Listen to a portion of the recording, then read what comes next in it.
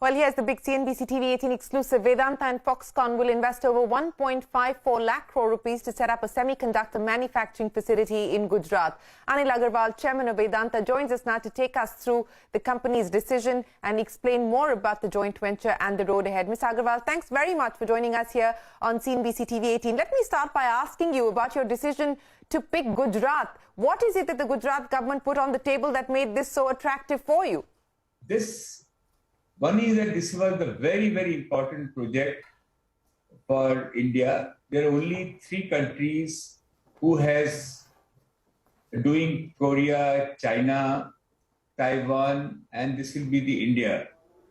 Every country is looking, and because of the Mr. Narendra Modi, our Prime Minister initiative, he really focused on semiconductor and the display glass. So this will be changing our India. Today import is $35 billion, going to be $300 billion in 7 to 8 years time. It was not in our hand to select the site. It was a very independent agency, Foxconn. We had 2 other consultants and the experts. They've been working last 30 days, more than 30 days, maybe 1.5 months, to go around all the places because they had a specific requirement, whether it's a land, whether it's more of a technical, whether land, port, skilled people, the university has to be around, all this factor, and of course all the other power factor. So they have recommended. All other state is very, very capable, and we finally nailed down to, and recommendation came for Gujarat, and we have gone there. But I must tell you, it's not only Gujarat. Maharashtra, we are going to create a huge hub for developing the iPhone, EV, all other factor, the TV manufacturing, laptop, cell phone. So these things will be developed a huge cluster, which will be probably bigger than what we have in Gujarat. Is just making a fundamental raw material, a glass and the semiconductor, but that has to be used into the various product which will be developed. First preference would be Maharashtra and the other state also.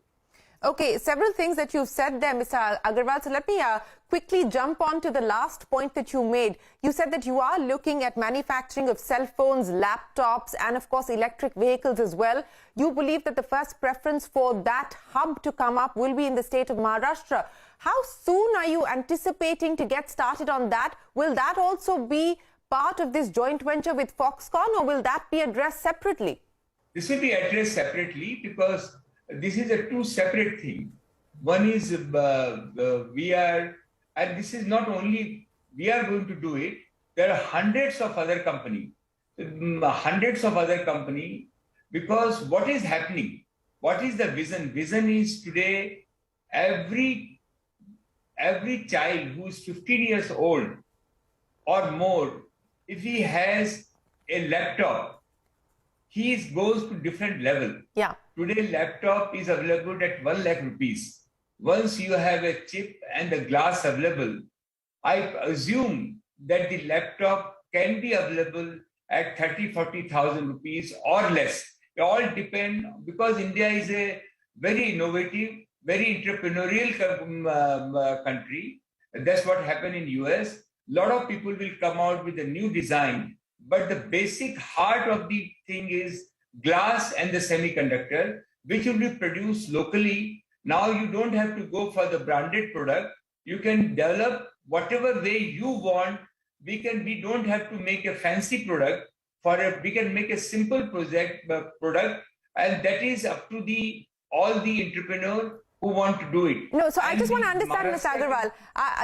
I get what you're saying, that we need to ensure that there is affordable mobile phones, laptops in the market. But is that a space that you're looking at getting into? Are you going to be manufacturing as part of a joint venture, laptops, mobile phones, etc.? Is that the next step that you're looking at?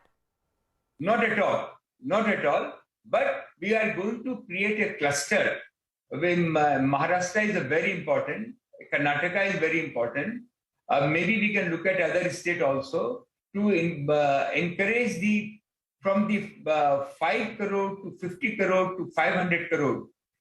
Some of the higher product like EV vehicle, we might think to do with ourselves, but we at the moment let's focus purely on developing the semiconductor and the display glass. Okay, so you're saying that you're not looking at getting into manufacturing laptops or mobile phones. You could look at the possibility of entering the electric vehicle market. I'll come back to that in just a second. But let's talk about this joint venture that you have with Foxconn.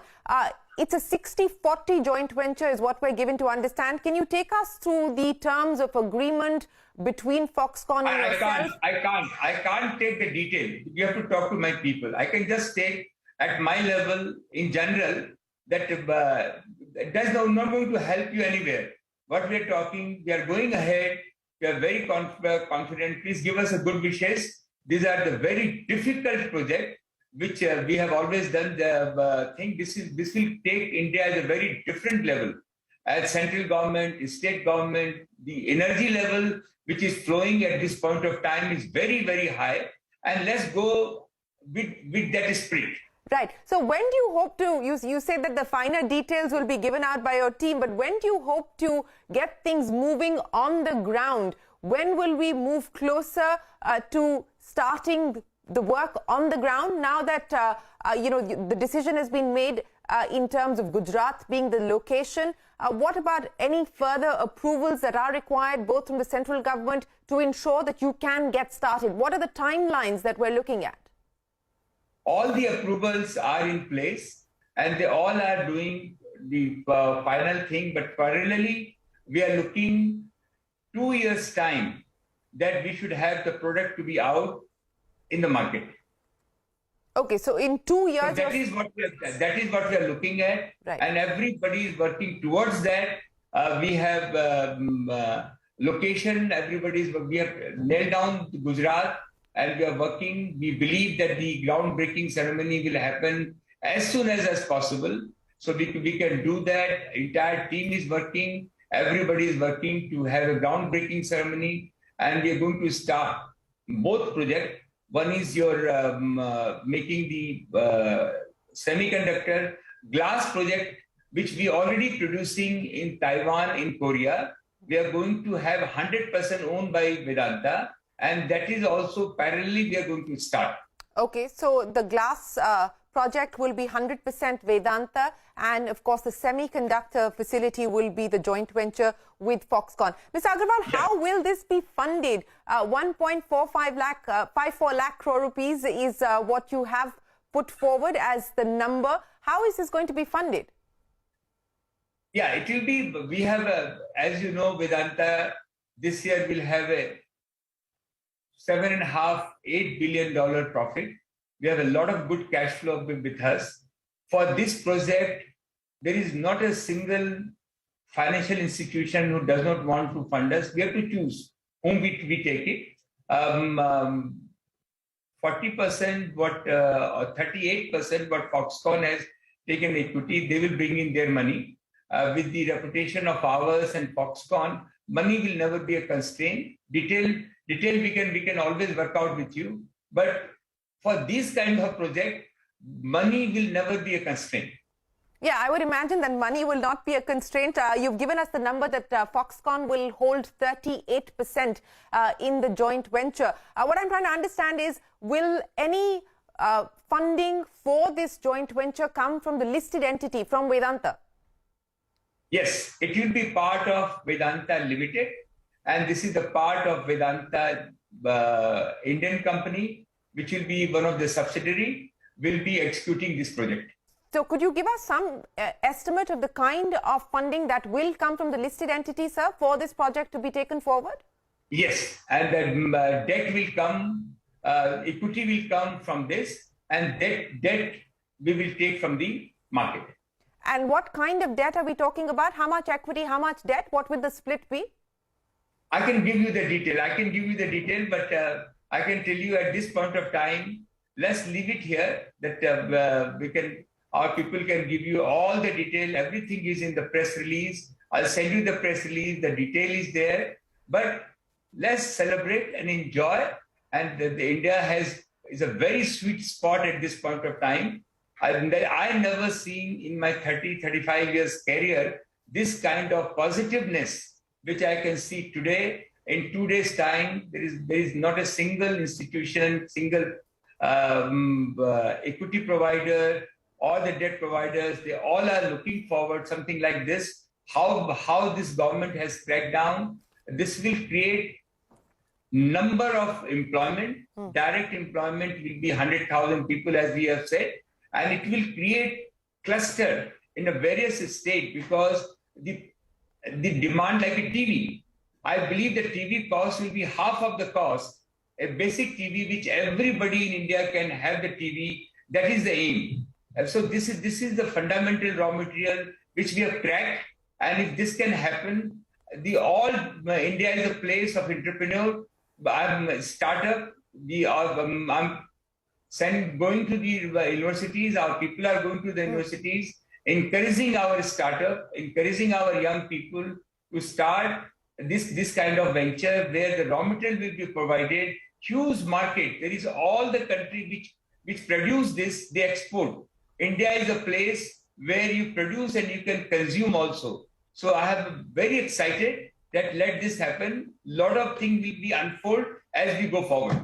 Yes, I can see the excitement. You've been tweeting, talking about how this is going to move India a step closer to becoming Silicon Valley and move India from being a chip taker to being a chip maker. So I can see that the excitement is visible, Mr. Agarwal. But let me understand from you, in terms of next steps now, you said that you anticipate the groundbreaking ceremony will take place shortly. If you can just lay out for us the next steps towards operationalization of this joint venture. Yeah, the entire responsibility to bring in the product will be of semiconductor will be Foxconn.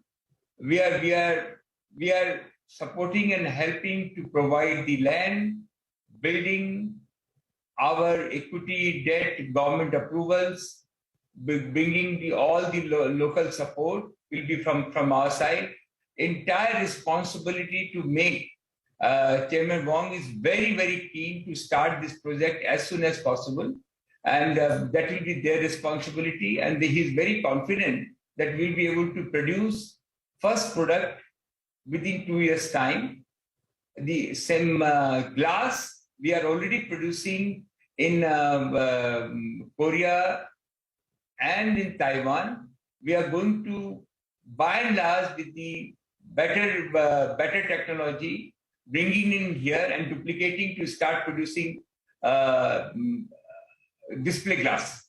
Display glass will be very big breakthrough. It's called fab, and we are going to put everything into one location.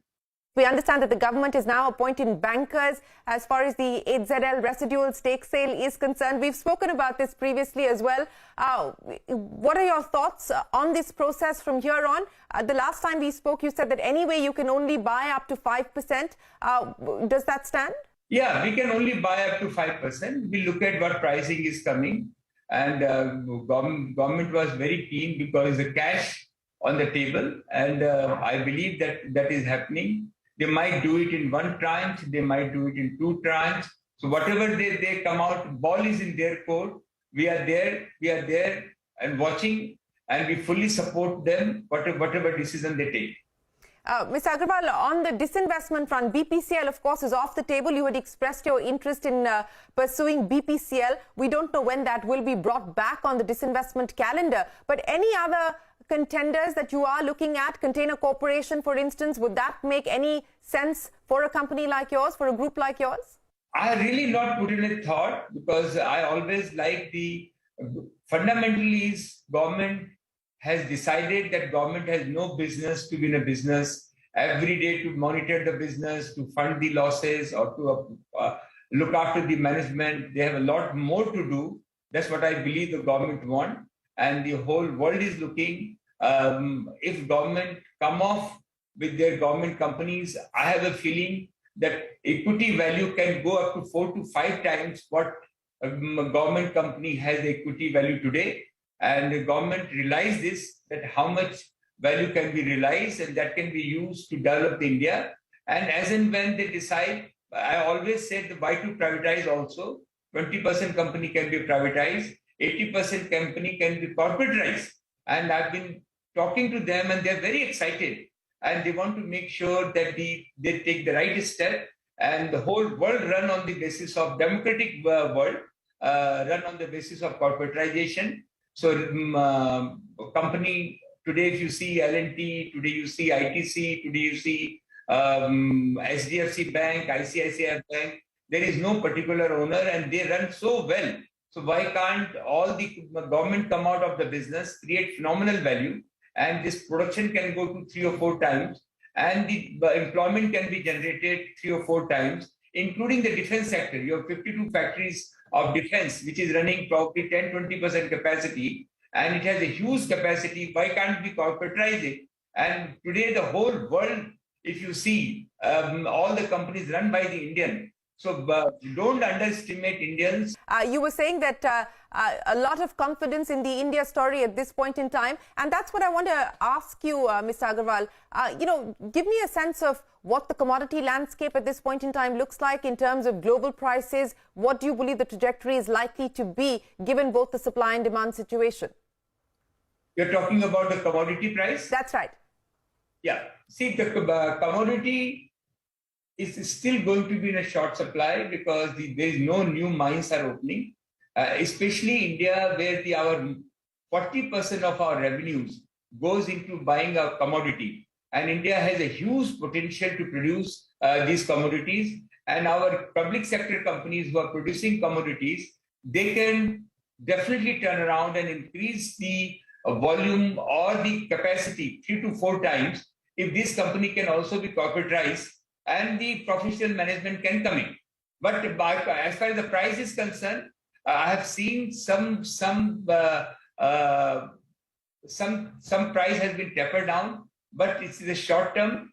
Price is going to remain, as I always said, about $8,500 of the copper.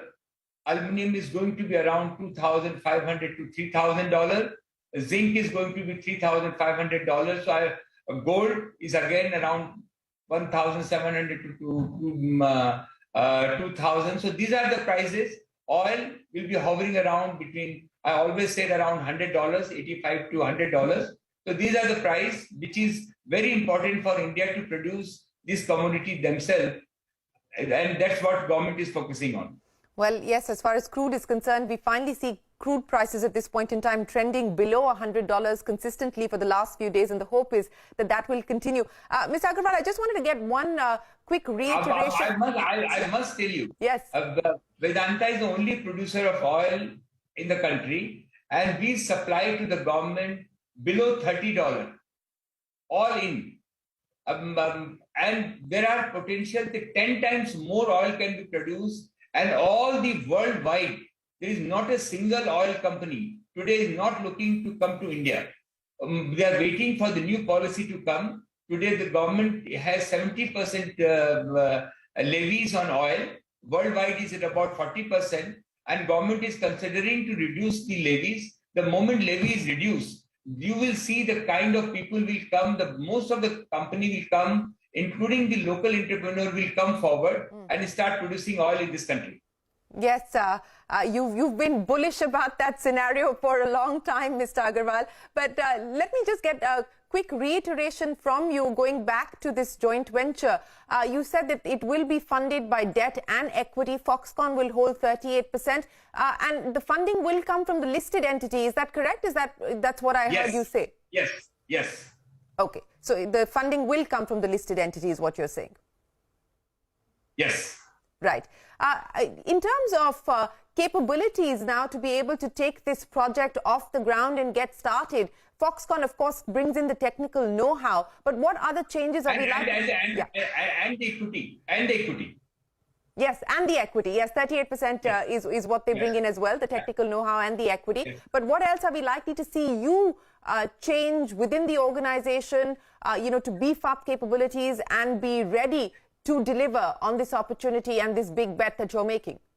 No, this is my business. We are the only producer of optical fiber. This is a glass. We're talking about glass. Last 20 years, I'm in a glass business. We're the largest producer of optical fiber. We are the fourth largest producer of glass in Taiwan and Korea. So we understand this very well. And we are entrepreneur. As we move forward, we can't have 100% surety of everything and move. We know there is a demand-supply gap. This is India. We believe in India. We are moving forward. And as we move forward, people follow us.